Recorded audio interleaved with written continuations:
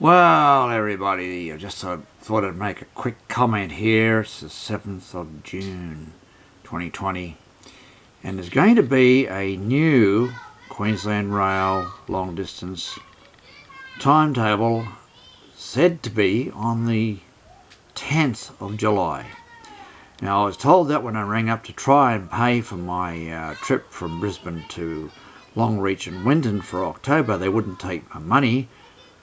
They want me to ring on the 30th of June, or they said a couple of days earlier, which I will try and do.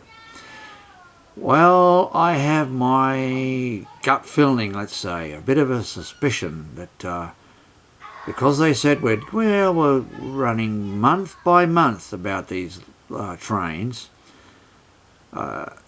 I asked about it. I said, what about Westlander and the Inlander and the Spirit of the Outback?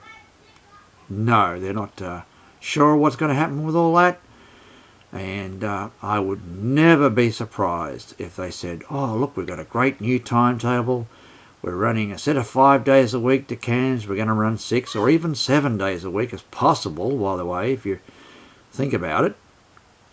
And oh, look, we're going to have free bus services, in a sense. The existing buses that go out from Townsville to Mount Isa, seniors will be able to travel on those, and pensioners will be able to travel on those for free, for example. And we'll get them to meet the train, and we'll run it out there instead of a train.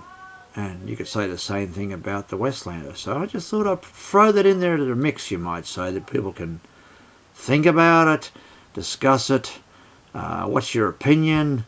And let's watch for the next couple of weeks, let's say, a few weeks. And the 10th of July is not far away, is it? So let's wait and see what develops.